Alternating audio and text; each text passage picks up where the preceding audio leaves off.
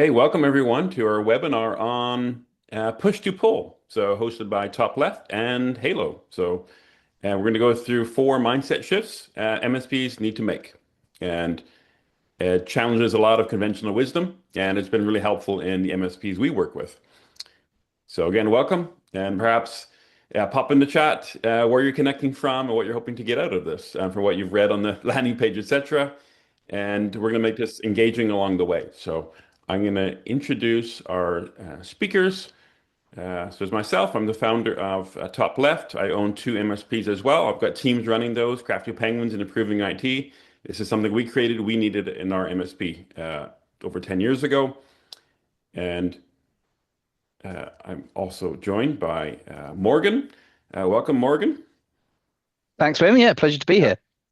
And head of product at Halo. And would love to hear about what's your role and what are you doing every day, every week? What's going on? What's exciting at Halo? That's a fantastic question. Yeah, I've been with Halo for just over 5 years now. As everyone at Halo, started off on the service desk, and then from there I moved into our onboarding team.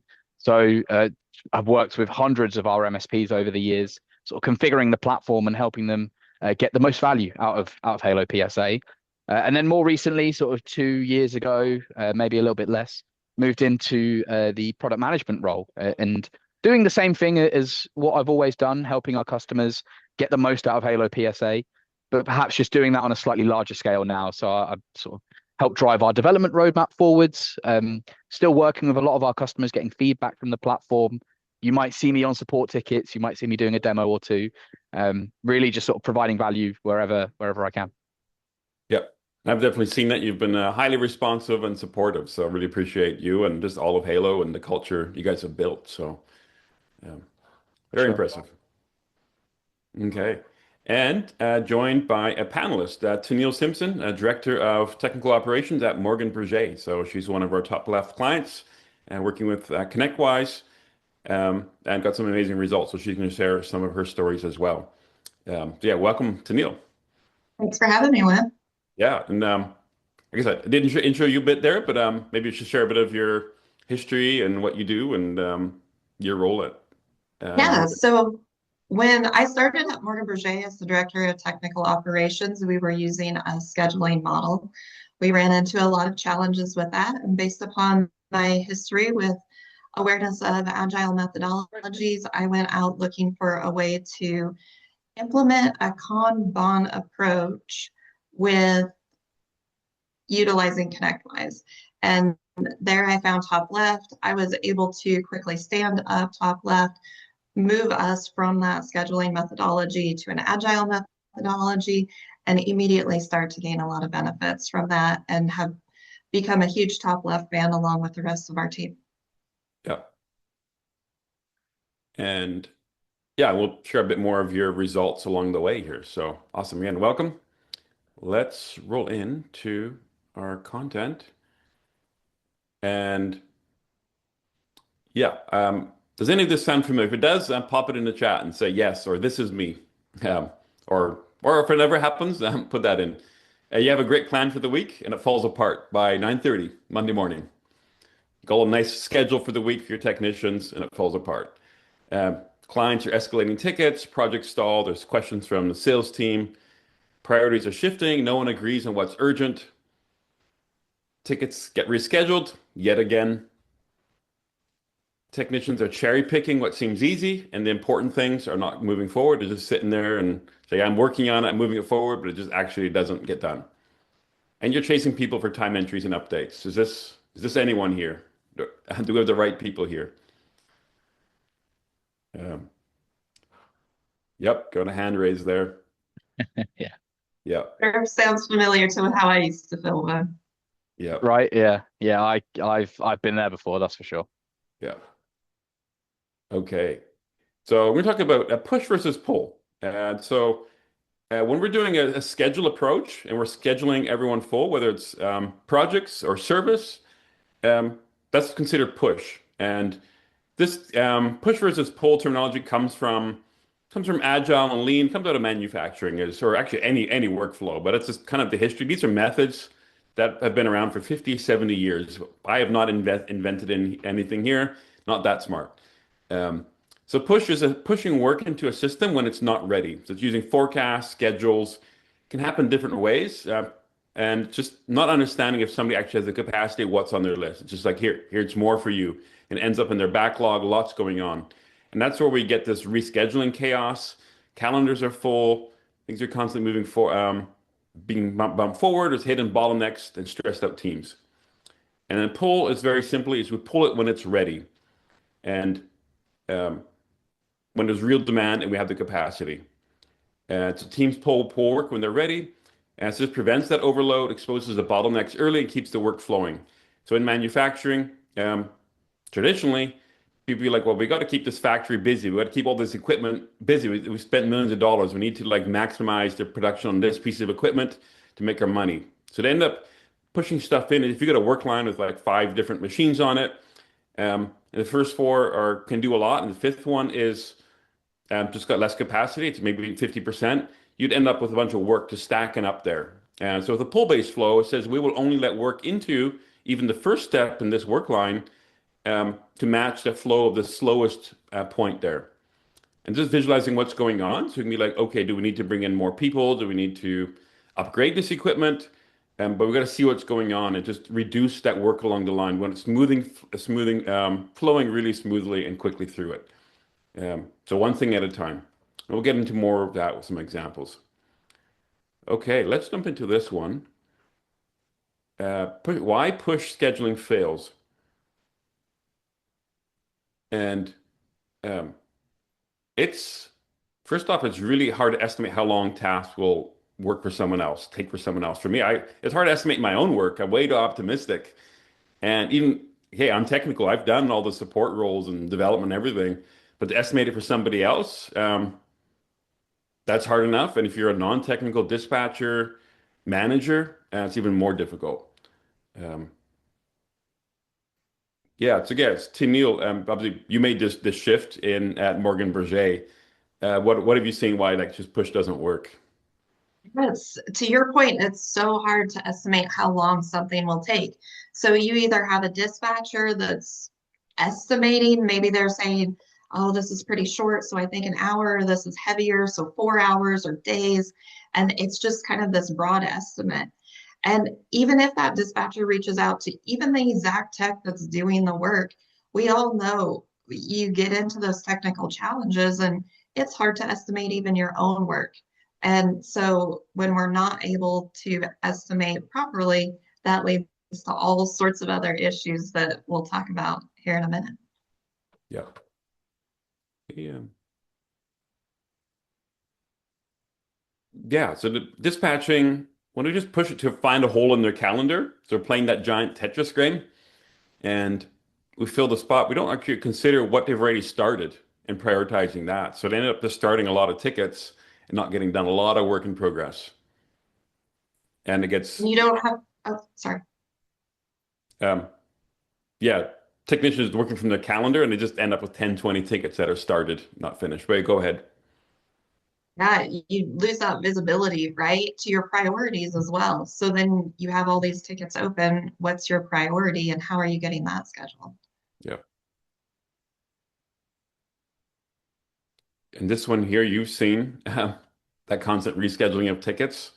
How much time was how much time did you save by phasing out that dispatcher role? So we had a dispatcher. She was scheduling resources and rescheduling resources. When we fully moved to TopLeft, her position, she was able to leave her role. We eliminated the dispatcher role and she moved on to a different position. Yeah. Wow. So a full resource. Yeah. That's incredible. Yeah. Yeah. And not just that, but your utilization went up as well, right? Like, maybe you can tell about that. Like, what were the other impacts of this?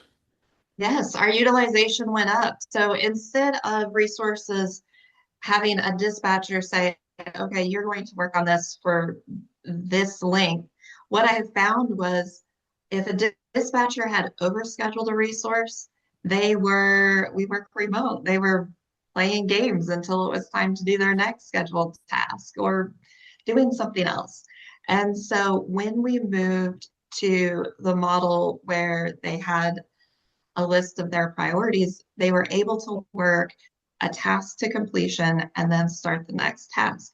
And what that did was it removed all of those blocks of time where they were unscheduled when they had finished something early. It also allowed them to completely finish a task in one setting, so it wasn't so hard to pick it back up.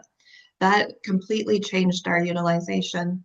Another thing that I would like to call out that it really helped us with is our resources were able to look at what tickets were available and work the tickets that they felt confident working. What that meant was before the dispatcher was assigning tickets to people that she knew could do the work. And the challenge with that is those people never got to be challenged. They never got to learn new skills. So when we moved to TopLeft, then the resources were able to see the next prioritized ticket and say, I think I can work that. And they could grab it, try working it, reach out as they needed help, and then grow their skill sets. And so we had one resource that was promoted within 6 months. He's continued to grow his skill sets. He's had great success. He's not the only one because they were able to experience a broader set of tickets and skill sets. Yep. Amazing. Amazing. I've heard that and it's still like just awesome, right? So yeah, Morgan, what have you seen with the MSPs you work with or perhaps even internally with just scheduling and dispatch? What's been your experience? And is there anything to add to this conversation? Yeah, I really just want to sort of reiterate that the point that you mentioned there about push is only effective if your estimates are 100% accurate and nothing ever changes, which we all know is not a real world scenario. Priorities change, things come in. And so push cannot work in a dynamic environment. And Halo is a very dynamic environment. Our development roadmap is shifting around all the time. Priorities are changing. It's very busy over here. And with a push mentality, we would never be able to get anything done. And so yeah, it's really a matter of making sure that there are contingencies if priorities do change. And with a conventional sort of dispatch that's playing Tetris with calendars, you can't do that because that block is now full, right? So you're going to have to, the next appointment might be on Wednesday, but what if a P1 comes in? Well, now, a particular technician's day is now screwed because a P1 ticket came in. And that's not an effective or sustainable way for any company to operate. So yeah. Yeah. Yeah. So much. Yeah. Okay. And let's, the dispatcher becomes a bottleneck. So I had a conversation with the MSP this week. They've got a team of like 15 and a full-time dispatcher. So he or she is busy full-time, but it's a bottleneck to train him. They're looking at hiring another one, which is like, how do you get somebody to that level? Like this person knows everything that's going on. It's a long onboarding process to get somebody up to speed on being that air traffic controller. And the technicians are still scheduling as well. If they're not, they get a half-hour block to work on that ticket, and they got to schedule themselves for next week or find another day to continue working on it. So those are huge bottlenecks. Work can't get done until it's scheduled. So we want to remove those bottlenecks. But a big point I make is it encourages being busy and, in quotes, utilized, filling your calendar, painting it green, and getting to that 75, 80%. But a lot of it is busy work. And instead of productive, we want to get tickets done. So it's the wrong focus. It's a sort of a pseudo productivity. We're all busy. There's a huge tax with the overhead of talking about schedules and rescheduling and are you done this or that? It's micromanaging instead of just getting the work done, making the client happy. So yeah, core concepts of pull. There's I got 5 or 6 here. Obviously, make the work visible, because we think visually. Probably 10-20% of our brains are around or neurons for visual, for seeing mental pictures, and obviously out of our 2 eyeballs. And so, book I always recommend is Making Work Visible. I put it on my background as well. I got hung up the book cover. Love that. About the time thieves, exposing the time thieves, too much work in progress, unknown dependencies.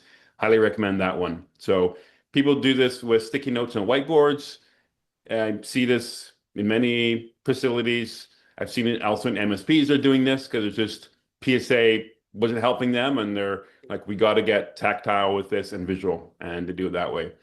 And make it visual, step one. So no changes first, just visualize the chaos. And then focus on finishing instead of starting. So stop starting and start finishing, we always say. Controlling the queue. So we'll talk a bit more about that. Let the teams pull, and then fix the blockers really quickly. So if we look at this little illustration, this is from a kind of a classic software development example. You got pending tasks to do. You have a column with analysis. There's development, there's test, and deploy.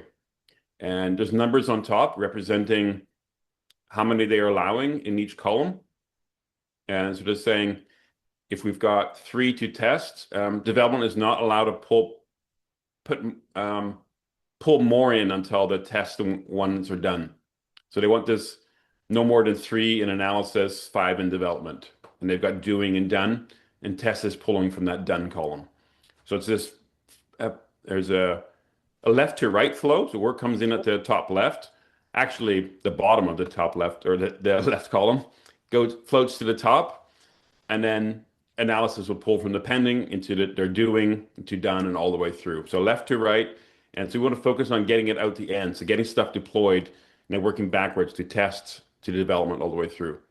And then minimizing the work in progress in each column. So it's moving really quickly, our meetings are short, team is clear, no overwhelm.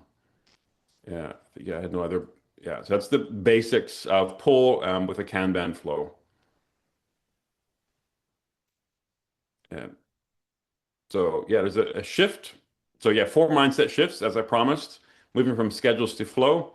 So stop worshiping the calendar and manage that flow of work. So we're like traffic engineers at a city. We're looking at where are the bottlenecks on these different routes, and can we upgrade it from a 4-way stop to maybe there's traffic lights or a roundabout? Do we need more lanes? Do we need turn lanes? More signals, or maybe there's line markings that would help, or signage to improve that flow. Maybe we need to build more lanes, but not necessarily. Sometimes we just manage the flow with the amount of asphalt we already have. And so we're really traffic as managers, as coordinators, we're becoming flow engineers. And so moving from busy to finished, like I mentioned, stop focusing on utilization and cramming our calendars full, and instead of getting stuff done. So looking at the number of tasks completed in a day, in a week, and that's how do we keep improving that through better SOPs, training, collaboration, automation, whatever it might be. Yeah, so measuring what's getting done. And third one is from control to autonomy. So rather than the dispatcher trying to control everyone's schedule and making sure they're filling that out and playing that old game, is give them everybody in the team the visibility to see what's not moving forward, what the priorities are, and to own their own work. So we want just more independence in the team. And they'll deliver more, as Tennille mentioned, than when they're chased. Yeah, I think another benefit there that might not be immediately obvious is people will take more pride in what they do when left to their own devices, as opposed to waiting for someone to put something into their calendar for some work they're not aware of. There's a difference that, like it says there, gives teams visibility and ownership, and with ownership comes care, and with care comes a better job. So yeah, it's not just that the work gets done more effectively. It's that the people doing the work care more about what they're doing, because they feel like they have more of an input into the successful operations of your business. Yeah.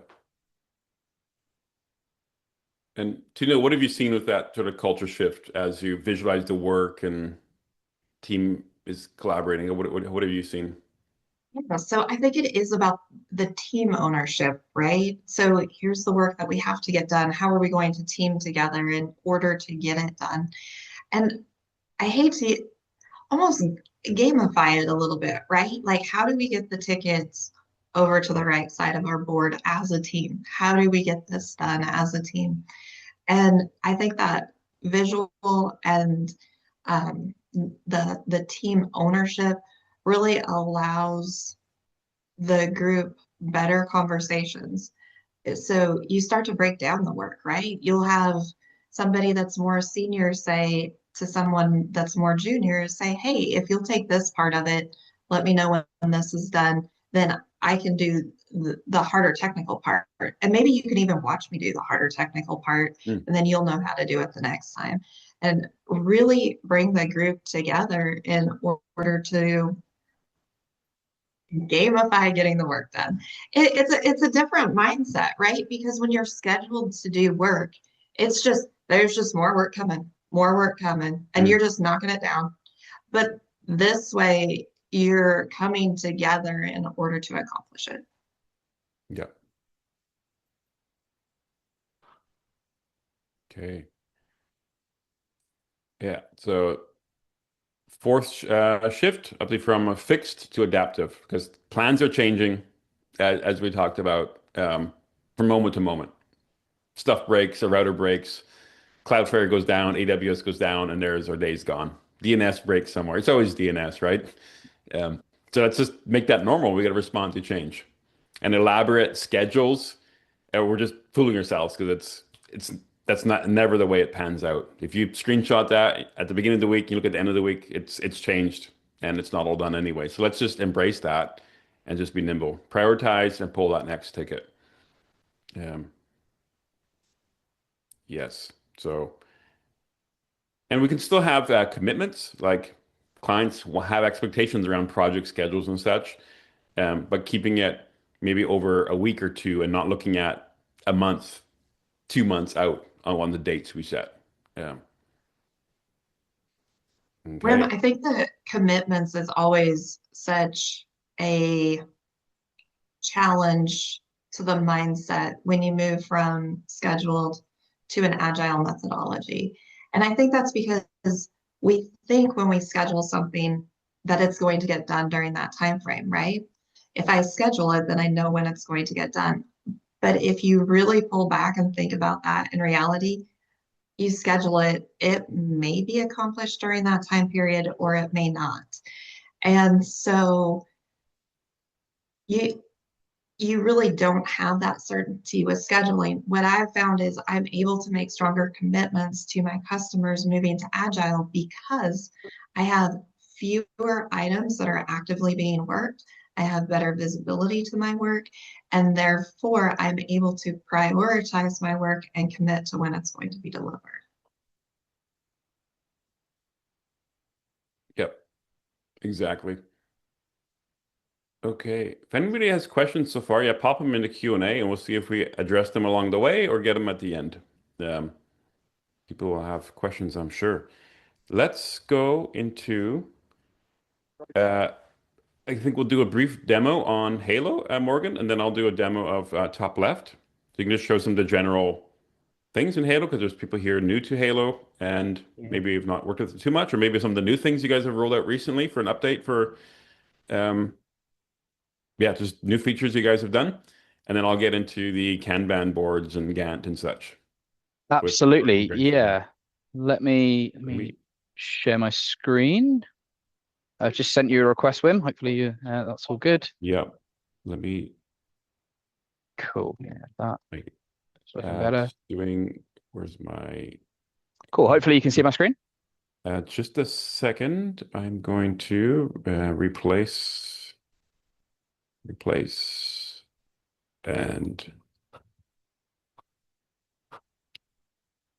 sorry, I'm also doing the, okay, I got it. Yep. Perfect. Yeah, I'm seeing it. Go ahead. Yep. Cool. Yeah. So for those of you that are not familiar with HaloPSA, welcome. We'll hop over to the home screen. Now there's a couple of points that I want to touch on that sort of directly relate to what we're talking about here, right? We're talking about sort of organizing your teams, making sure that what gets, or the right things get done when they need to.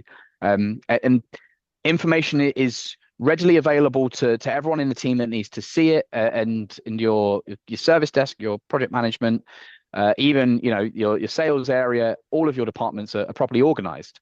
So the first point that I want to know on the Halo side very briefly is we can split our different departments out into their own bespoke areas, right? So we can ensure that only the people that need to work on a particular area only have access to that area, or we can at least split these areas out so the whole team have visibility of everything that's going on within reason. Maybe you have a management area that only directors can see, or managers.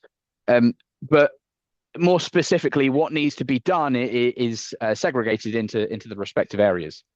Now, when we're in an area, so we're just in the service desk here, we can sort of break this screen down into two main sections. Now, on the main bulk of the screen, we have our list of tickets here. Now, two important points that relate directly to that comment that I just made is, firstly, we have complete agency over organizing the list in here, right? So at the minute, we are sorting our tickets by their SLA time remaining. If I wanted to change this, all I have to do is click the three dots in the top right and then click Edit Columns. Oh, sorry, Edit Columns, where I can then go and have a look at my column profiles, or go ahead and create a new one. Now, what we'll see is as I add these in, just going to add that one in for demonstration purposes, we have actually got up to 5 levels of sorting here. So we can sort, again, attributes on any of our tickets, right? SLA time remaining, priority, ticket age, when was the last time a note was added onto that ticket, all of these options. And we'll see if we take a step back, the fields that we can add as our columns are at this point sort of hundreds. It's effectively every single data point on the ticket, including custom fields. A custom field in Halo is like a user-defined field in Autotask. It's something that you as the MSP creates that's relevant specifically to your organization, and we can sort on that stuff as well. I shout out to Grace Solutions. They're actually going as far as building an algorithm behind the scenes that sets priority numbers on tickets, telling their team exactly what the next ticket is that they have to work on based on some outrageous algorithm that they've got running in the background. So there's a lot of scope here in terms of precisely how you can organize the list of tickets that you have in here. Now, of course, touching on those different stages that we had on our Kanban board, sort of prep, deployment, QA, completion, that kind of stuff. In Halo, we have something similar. In Halo, we have this concept of workflows, right? Where a workflow is effectively a process that is built into the platform. Now, in terms of what process can I build and how difficult is it to build and what does that sort of design phase look like? In Halo, that is a sort of codeless drag and drop experience, and quite nicely demonstrated by, if I click on the workflow over here, we can actually see that workflow directly. And, if I wanted to add an extra step in or move these about, I certainly can do. And what we're doing here is we are building out a flow chart that maps to a process. In this case, it's our incident management process that includes various levels of escalation, etc., into Halo. And so, when thinking about what do you want that sort of, we mentioned a paradigm shift when going from push to pull is you're dealing with the traffic, you're dealing with the flow. Well, what exactly do you want that flow to look like? And workflows in Halo are a fantastic representation of how you can build those flows into the platform, ensuring that only the relevant actions, only the relevant types of activity can be performed on a particular ticket at a particular point in time. Again, helping sort of direct our team to do exactly what they need to do to drive that ticket towards resolution. Now, I said actions a moment ago. For those of you that aren't familiar with Halo, actions are these buttons at the top of a ticket. Incredibly versatile, as is sort of everything in the Halo platform.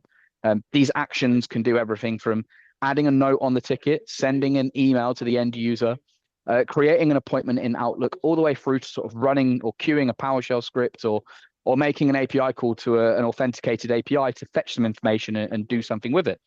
And so, yeah, an incredibly sort of versatile set of features or functions that these actions can perform up here. Now, when sort of talking about organizing our tickets and giving our team what they need to see, that's kind of more relevant to this left-hand side pane here. So this is sort of our ticket viewing pane, where at the minute we're viewing our tickets organized by our respective teams. And of course, we can see sort of for our given teams, how many tickets are in each team. So there's 6 unassigned tickets in first line support, for example. And then right at the bottom here as well, we've got these sort of bespoke lists where I can go and create as many lists as I want just by clicking create new list here. And what we're doing here is we're specifying some specific bespoke criteria that we want to be considered for a ticket, a project, an opportunity to appear in this list that I'm creating. Now, what are our options? Well, our options are in the filters tab. And if I click add here, we will see the same dozens, hundreds of fields at this point, again, corresponding to pretty much every single data point on our ticket. So I like to talk about the configuration of Halo in terms of inputs and outputs, right? So what I'm showing here is an output. It is a list. It is a filtered list of tickets based on some criteria that we specify. The input side is actually based on populating that information. And a good example of demonstrating that is just by clicking new up here and going to go and create a new ticket. And so what we have here is our incident form. And the bits of information that we have on this form, as I mentioned, as is everything else in Halo, is fully configurable. And as a very sort of quick tangent there, I'm just going to hop into my configuration panel where I change all of the settings in Halo. I hop over to my incident ticket type. And then I'm going to go to the field list tab up here. And this is where I specify those inputs. This is where I put those bits of information, right? So summary, details. Do I want to send an acknowledgement? Do I want AI to triage this ticket? Or do I want to manually triage it myself? This is where we specify all of those bits of information, which of course is bespoke per ticket type and quite nicely characterized by if I change this from an incident to a change request, I have a very different form that is presented in front of me. And then again, we'll see as we're filling this form out, different bits of information are being dynamically presented to us. In Halo, we call this dynamic field visibility. And this effectively gives our technicians and our end users a path through the ticket logging process. So we've got complete agency over what bits of information we're filling in at what point in the process, and complete agency over what automations, what rules, what visibility conditions we want to apply based on those inputs that we have. So bottom line here is Halo is an incredibly versatile platform that gives you a huge scope over specifying what data points you want to use and how you want those data points to come into play in your automations and your rules moving forwards. And so I'll leave it there on the Halo side, and I'll pass it back over to you, Wim, to talk about how you can sort of organize those tickets once they have been created in Halo via TopLeft. Exactly. No, I appreciate that demo. As like a 15-year ConnectWise user, like I'm just drooling at that sort of workflow and how the user interface dynamically changes. And Tennille's laughing there too. Yeah. Yeah. We'll win you over soon, Tennille. Don't worry. Yep. Okay. So yeah, I had one question coming in from Andrew. He raised his hand, so I'm gonna set you up to talk there, Andrew, and you had something to ask. Yeah, come on, Andrew. Welcome.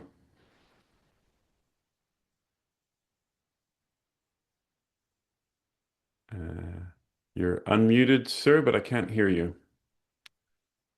We'll circle back. Oh, I'm apologize. I may have accidentally hit the question button. okay. No My worries. apologies. No worries, Andrew.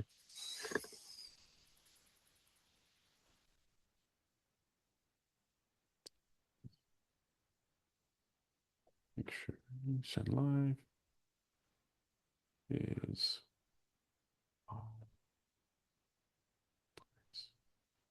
Oh, there we go.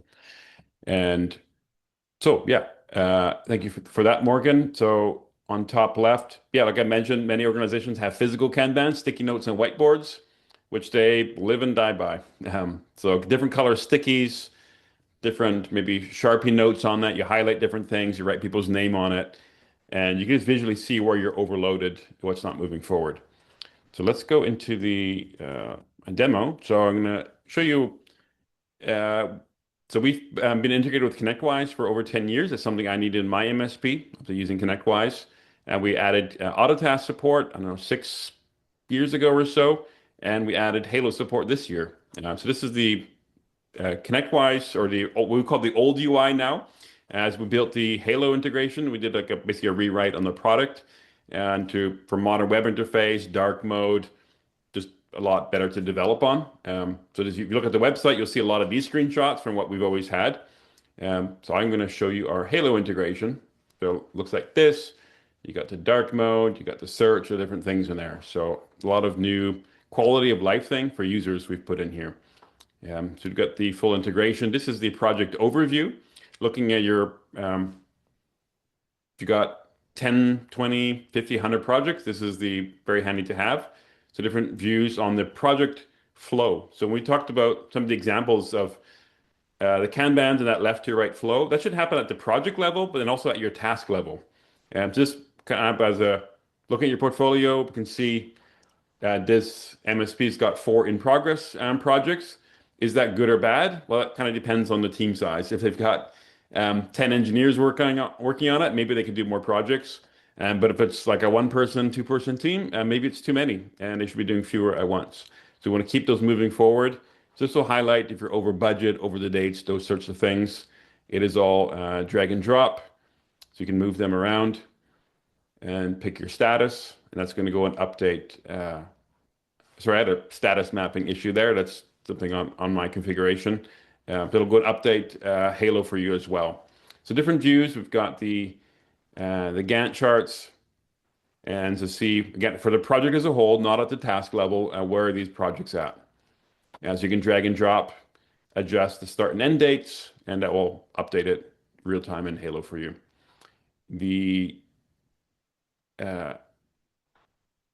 We've also just launched our capacity planning, which is coming out or available for Halo as well. So you can see across your team who's overloaded. So in this team, I've only got 2 people on this board, and we can see the projects they've got assigned. Mary's got a firewall upgrade, a quarterly business review, a QBR, a database project, and Robert's got this hardware replacement project. So if I scroll down, I can see Mary is over allocated. So I can easily update that. I could say move over this firewall project. So now she's good there, but still over allocated. So I could adjust it and make these projects take longer. Obviously, they clearly need more time. It's saying this project needs 25 hours a week. For it's looking at the budget and how many weeks it is, it's 25 hours a week. So she's a bit better now, but there's still way too much going on. This just may need to be moved forward. So basically keep playing with it until she's all in the green. Yeah, she's good there, but still, this is one of these is a massive. Yeah, these are big projects. Yeah, so keep working with it, and then once you're done, you can hit save. It'll summarize all the changes you've made because you might be doing this across 10, 20 people, maybe 30 projects. Once you're happy with that, how that looks, you can confirm it. Each one you might reject 1 or 2, and then save it, and it'll commit that back to your PSA, Halo ConnectWise Autotask. So that's huge. I've just seen a lot of companies having all these complex Excel files or just not doing it. And the problem is sales team comes and we've got a new client, they want to onboard. When can we do it? And when will it be done? And it's basically gut feel, and our gut is typically wrong. And we're too optimistic, and we start too many projects, and we don't get them done. And that's actually what led to me starting this journey with TopLeft over 10 years ago. Is we were successful in sales, added these projects. I underestimated them because I'm optimistic. We dropped the ball and lost so many clients through that. That was a tough time. for multiple reasons, but one is just not understanding our capacity and starting too many things. Um, so so here's some other views. So looking at the project tickets, understanding where each project is at. So this is a view where you could do a swim lane. So it's a horizontal grouping by project in this case. And you can do that by different fields. So all those fields that Morgan showed, and I can do that by those. So resource, by client, by agent, etc. So I'll show a couple more. So I can see for this project, for the 3CX phone deployment, for the pizza place, there's 2 in progress. The project management, provisioning phones, and then there's some in the ready column, and some that are new, so not ready to work yet. They've got to be maybe assigned out, maybe need more notes or more scheduling. And so you can go right through and see where all the projects are at. So this is great for a daily or a weekly huddle and see where projects are at without having to create reports, having to dig into the details. And like I said, Tennille, you're using some of these views, right? Or have been. Yeah, absolutely. I, the project level view is fantastic for your higher level meetings, leadership meetings, project management meetings. I love it for those. I don't create special reports when I go into meetings with the leadership of the company because I have it all right there, easy to view. Then when I get into the details, so when I'm meeting with the techs, love to have that detailed view so we can really dive into the details and see where everybody's at. Yeah, awesome. So another view showing it by person. So great for a daily huddle to go through and see who's got too much work going on, who's stuck, who needs a hand. Do we need to pass it off to someone else? Um, or is it maybe missing a time entry or a note? Uh, so yeah, what view would you use in your daily huddle, Tennille? I change our daily huddle view quite frequently. I like to look at different views. I would say one of my favorites is to view by priority. So we'll look at all the work for the team. The swim lanes will be based upon critical, high, medium, and low. We start at the top of the board and we look at our critical tickets, make sure that each one of those have the proper actions, activities, add resources as needed. I adjust any blockers or address any blockers is what I should say. And then we keep going down through our priorities. That way we make sure that we're working on those critical things first. Yeah. But when let me call out, I love looking at by user or by tech is fantastic to look at are any of my techs overloaded? Who has a lot of work? Who doesn't have a lot of work? And then think about why that is. Is it because of skill sets?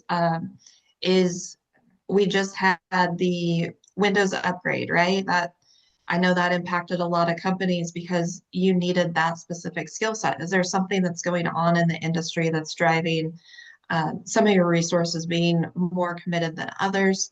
And then another view that I like is by customer.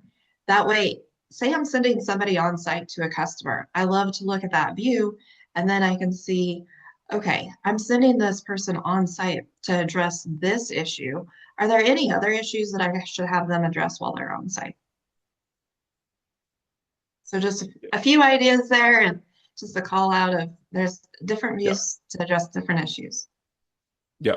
Yeah. So here's the view by client. Also great because it's great for account management, sales account management. Yeah. Yep. I have a meeting with the customer.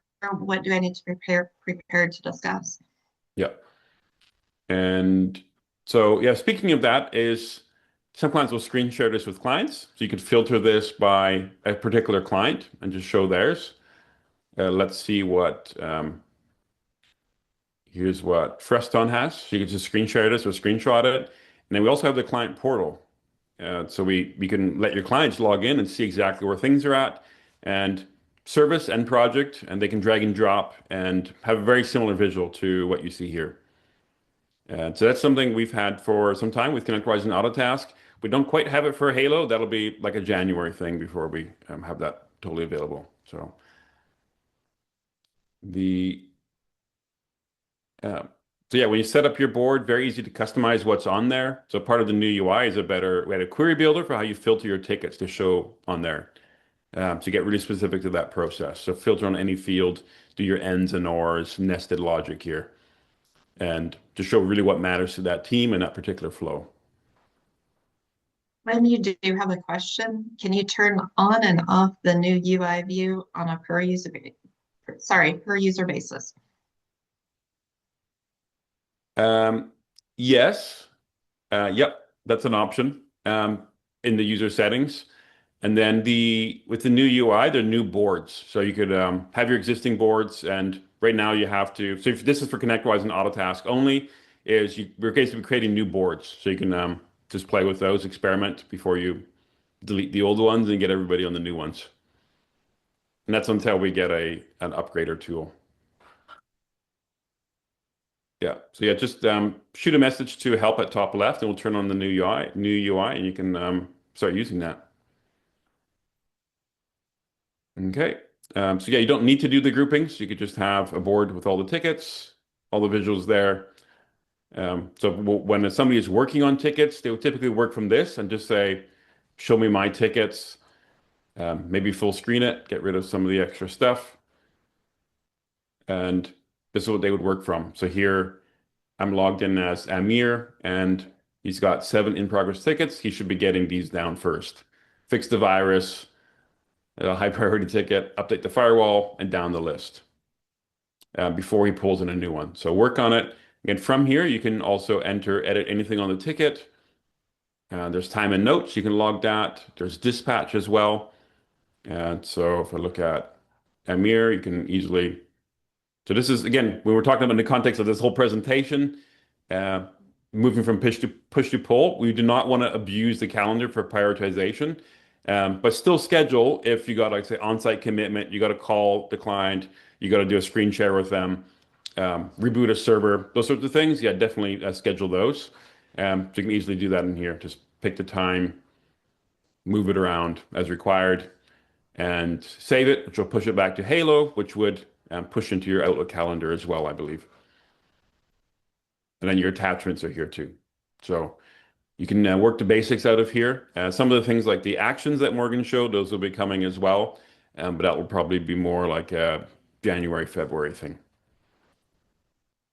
Okay, so yeah, this is the pushing how you pull your tickets again, right? Moving from the top left all the way through to your bottom right. So let's go back to the slide deck.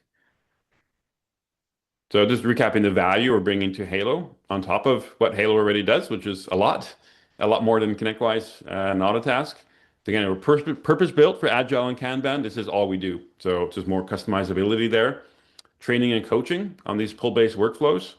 And so we've got a lot of content that we've recorded on these things, how to apply them in a team, get the team on board to work this way, the daily huddles, minimizing work in progress, dealing with backlogs, which is a pain point in a lot of environments, a lot there. And project portfolio views, I showed those, the Kanban for your entire project, the Gantt, mixed project and service tickets on the same Kanban, even the same Gantt. So you can see those timelines. And the ConnectWise and Autotask just don't let you do that. So you got different views to look at, and everyone tries to have a dedicated project in the service team, but invariably the project engineers are helping out with service with some escalations, and service team is being pulled in to do some of the project work as well. So getting all that work in one place is key. So you can, if there's tiebreakers, you gotta, I don't know, the manager or somebody's got to have an arm wrestle and say what's going next, what's most important, but don't let the technician just cherry pick that. You got to have a defined priority and let the people pull from the top of the stack. And capacity planning is available now for anybody, Autotask, ConnectWise, Halo. Client portal would be January, and actions February or so. Okay. I'm going to go through some case studies of companies who have gone through this. Client Tiba, Steve actually presented a webinar on how he did this, improved his project flow 58%. They're visualizing it, reducing multitasking, changing how the work is estimated on projects. So that's huge. If you're doing $1 million of projects in a year, and you can, with the same people, do another 50%, well, that's another 500,000 there. It's a huge improvement. So Tennille mentioned her story, freed up the dispatcher, increasing utilization. So I actually haven't talked too much about the client experience, but clients are happy with this as well, right? They are. They're Yeah. getting responses quicker. Prioritized items are being delivered. Higher priority items are being delivered faster. Yeah. And you shared that you doubled your revenue. Just We did. I should call out, well, I think that's related. We doubled our revenue before bringing on any additional resources. So we were able to utilize our resources so well that we continued to grow and grow and grow. And it took a long time before we had to add yeah, resources. yeah, amazing work. And Scott from Elixo in near Seattle, Washington, he shared his story a couple of years ago, and a lot of chaos. They had 2 full-time dispatchers, 80 hours a week spent on that they could eliminate, and cleaned out a big backlog. Um, and they over doubled their net profit. Very happy, lean team, doing well. Um, Sitel, they cut their backlog from months to days. They've been working this way for over 5 years. Appalachian did a video with all of these people. I've done video, at least a video testimonial, a podcast, or a webinar. And so Chase at Appalachian, the service manager there, he improved their SLA from 60% to over 90, just by having the right visuals, reducing that work in progress, getting the time entries in there. His utilization doubled as well for multiple resources. So huge fans. And yeah, got lots of videos, interviews with these individuals on our fans page, topleft.team/fans. Okay, so these methods work at really any industry, any scale. Again, from a one-person team, you can do this personally for your jobs at home, cleaning the garage, whatever it might be. Just visualize it, have that pull-based flow. I'm using it personally for our work. We use it for our sales or marketing. We're using TopLeft at TopLeft for sales, marketing, customer success. But it goes all the way. Microsoft uses these principles with hundreds of thousands of employees. And When basically where I 70, sorry? Yeah, I'll chime in there. Where I learned Agile was at Walmart. So we had enormous projects and huge number of resources on those projects, worked fantastic. And then even on small startups, or to your point with my kids, it's a great methodology. Yeah. And most tech companies are using it. And that's across many industries, not just development. Revenue and profit. Oh, I mentioned that. Elixir up to 22% net profit. TIBA, I mentioned. Dispatchers typically 50, 60K a year. And this is not about maybe terminating the employment necessarily, but promoting them or putting them to higher value work. So in my MSP, we do have a coordinator. We'll never call her a dispatcher, but Chelsea's just helping the team with admin work, to do some procurement, scheduling if it needs to happen with client commitments, just following up on tickets, the triage on incoming tickets. So team just loves her, and it's very important, but it's not scheduling, so more higher value work. CSAT clients are happier, and I talked to many MSPs and also just these M&A PE groups, and basically marketing is hard. I've seen that in our own MSPs, is getting it, delivering consistently, getting new clients is hard, and referrals, word of mouth is still the best. And that comes through service excellence, doing the projects early, over delivering expectations. Elevating junior technicians, freeing up the senior technicians, not needing to hire another one. Reducing meeting time. We did a webinar with Bruce recently. He shared how he's using TopLeft with his project team, 5 engineers.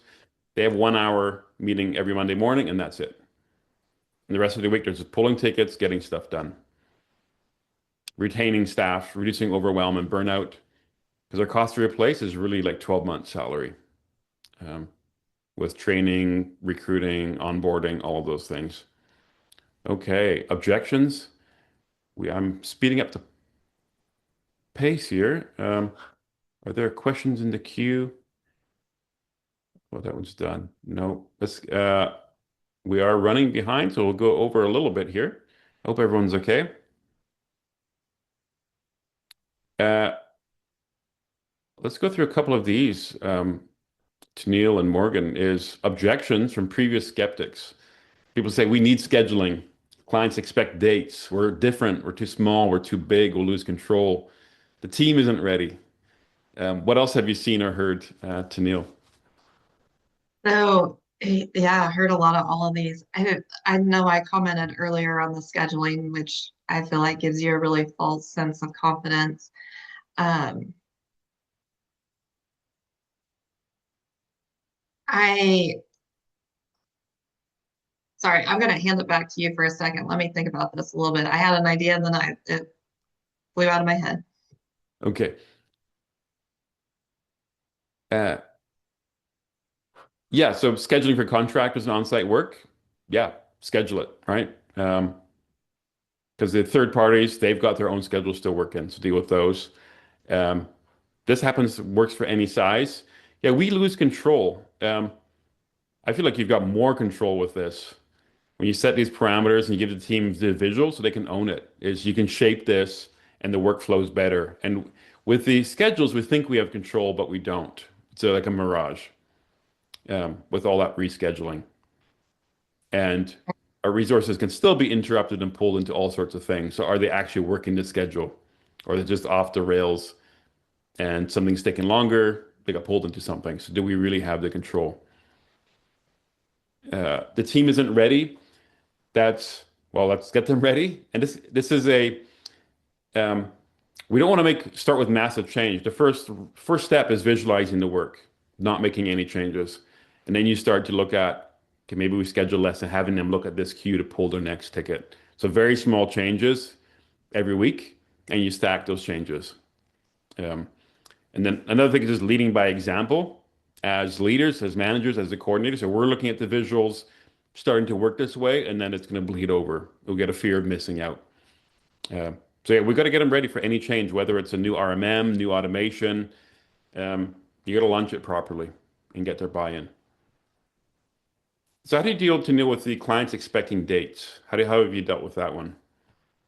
With dates, I think it's reducing your work in order to be very focused.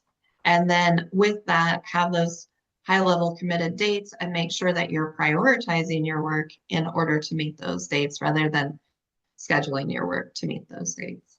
Yeah. And Wim, sorry, my thought came back to me that I wanted to call out. I think when you get these objections, a lot of the time people think that you're moving from ditch to ditch, right? When to your point earlier, scheduling, you're still scheduling. There's still things that need to be scheduled. So you may want to think about this as a hybrid approach. You're only scheduling the work that requires scheduling, where you're meeting with a customer, et cetera. But you have the flexibility to not schedule everything and rather prioritize it. That's another concept for not only scheduling, but also push and pull. There may be some tickets that you do push to one of your techs. Maybe it's urgent. Maybe you have limited skill sets. There will be times where I reach out to a tech and I say, hey, I have this. I need you to work on it. Please do so. And so I think it's really about being flexible with these concepts. The more you're able to utilize these best practices, the more successful that you'll be, but you still have flexibility within the framework. Yep. Exactly. Thank you for that. I'm going to keep us moving. And Sorry. I'm the team adoption, making it stick.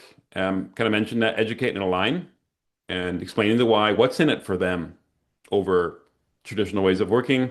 Show all the work on one board, so not having to flip between screens, just need one place to look at. Lead by examples with the daily habits as leaders, enforcing those WIP limits. So you train the team to finish before starting more work. And ideally, you're at like maybe one or two tickets in progress to Neil for technicians.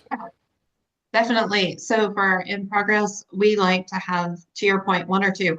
I can start a database running, start a backup running. I can work on something else, but really I'm limited to working on one or two things at a time successfully. Yeah. Yeah. Creating safety, so you're getting feedback from the team. Is the board working? Can we adjust it? So it's not just top down, because that's a push way. We want collaboration and people being part of creating it. Just like they would on a, you had the whiteboard or sticky notes, they would be contributing and saying, hey, we'd like to have some lines here, or can we get some pink or green sticky notes? Same kind of thing on a digital Kanban. And celebrate the wins. Hey, we got our backlog down. We got this whip down. There's less red on the board. Hey, we improved our SLA. The clients are happier. Yeah. Okay. And the keeping it on some of the questions in the chat here.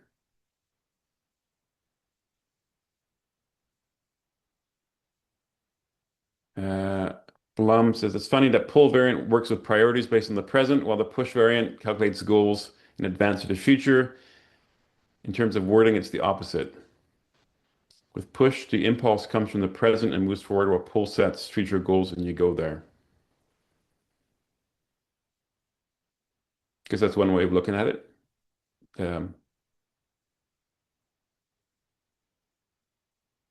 Cameron, I'm so interested. So you said, please tell my service desk employees that they can, please don't tell my service desk ticket employees that they can only work on one or two tickets at a time. So I want to call out the framework's flexible, right? You can set your limits at whatever's appropriate for your team. I'm truly curious on how your team's working more tickets than that at a time successfully. I'm sure they are. I'd just like to learn more. Yeah. Yeah, we want to avoid that multitasking and going between these tickets. And as soon as you're picking up some, putting something down, and you lose so much versus getting back into it. So if we can do it in the same day in the same sitting, that's ideal. Is breaking down the work, especially on projects, doing one at a time. Tickets should be like, you don't want these monster like 20-hour, 50-hour tickets. They should be under 8 hours. Break it down. Even service tickets, if it's getting to more advanced troubleshooting, break it down. Okay. Yeah,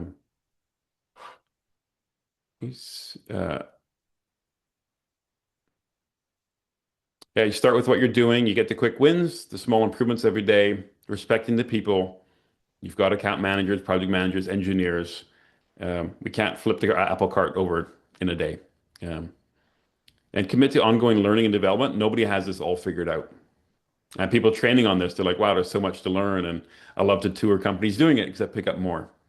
The book authors are still learning. So that's okay. It's just ongoing training. So again, I recommend making work visible. And then the Phoenix Project, just where I've got a lot of this content from. It has a story and a novel about a company who goes through this transformation. I highly recommend that one. Okay, I guess Morgan, yeah, what's occurring to you as we're going through uh, this last bit here? Uh, yeah, I think kind of echoing what Tanel was saying there about being flexible with these things. I honestly think that being too rigid one way or the other is only to your detriment. Um, Yeah. it's important to adopt some of these principles, but it's also important to remember that you don't put yourself in a box one way or the other. Um, there's a methodology and there's an overall practice here, but again, to Nell's point, you can still schedule tickets. You can still do what you were conventionally doing in that push methodology, but it is exactly that. It's a change in methodology. But as long as you're flexible, that's the most important thing. Because if you're not flexible, if you're not dynamic, then you won't be able to respond to the changes of a dynamic business, as we said at the start of the webinar. Yeah. Yeah, I've seen that just even personally with my habits. I can do these checklists and for morning things and evening things and workouts and nutrition. I can do it for quite a while, even a couple months, but eventually it's just like too much. They got to be Yep. way more flexible and just it becomes a way of life. Yeah. Got a lot of resources with webinar recordings, most of them with other clients. Tennille, Steve, Scott, different people. So check out the events. There's all the recordings are there. We've got more coming up. We've got an Agile cheat sheet, a one page of all these principles in one page. Academy, so you can register for free. These are offerings or paid offerings. There used to be paid offerings, so we converted it into the Academy. So you can go through it for free on completing tickets, huddles, projects, different things. I mentioned the Phoenix Project book. So next steps, invite you to take the Agile MSP Daily Habits Assessment on the website. And so it sends you a report afterwards and a score and recommendations, but I'll personally review the results as well and shoot you a note. So that's my commitment there. So topleft.team/habits. You can book a demo if you haven't seen it yet and just look at maybe get into a proof of concept. So a demo with your data, happy to do that and have a discussion. We've got a Black Friday deal as well, so include that here. So $500 off the onboarding. And that includes, and we'll help you set up your boards, train your team, and a guided implementation there. One of the capacity planning licenses, we'll throw that in as well on a one-year commitment. 2 client portal licenses, and we'll give a $100 gift card for lunch or coffee. So that's our offer there. Just book the demo and get signed up by, I think it's like December 5 is the cutoff on this deal. Okay, and there was a question here that I think is a good one, is from Cameron on customers want cold hard facts on the date. And you can still do the Gantt projects, do the capacity planning. Now you got to give them some indication. But I would say looking at your past performance is the best way to predict that date. Saying, hey, we do so many projects per month, so many tickets per week, per month, and from that you can know, okay, we've got 30 tickets ahead of you, so we can figure out when we'll get to your ticket without getting too strict with scheduling every single ticket, which is we're fooling ourselves with that. So I guess to Neil, what kind of dates do you give to clients, or what's the Yes. conversation around it? So for a large project, we can commit to an end date. And then while we're going through that project, we have an understanding of the phases that need to be completed by specific milestone dates. And we are organizing the priority of our tickets in order to meet those dates rather than scheduling. Yeah. So it really becomes prioritization rather than schedule. Yeah. And well, I should add, if you have those high-level commitment dates at the project level, you can monitor those in order to ensure that you're making the proper progress as well. yeah. I think the transparency is really important, is that date's going to change. Like we should give them really early warning. All right. But in our MSPs, we're very reluctant to give out dates because we're just not confident to deliver on. Like we want to under promise, over deliver. And then transparency around how you work. So Blum here. So I think I am butchering your name there, Blum. I'm sorry. Like you said, hard facts can be worse. So giving the date can be worse. So just explain how you work. That we're professional. We've prioritized that. We've got these 3 projects ahead of you, and then yours will be next. So just own your way.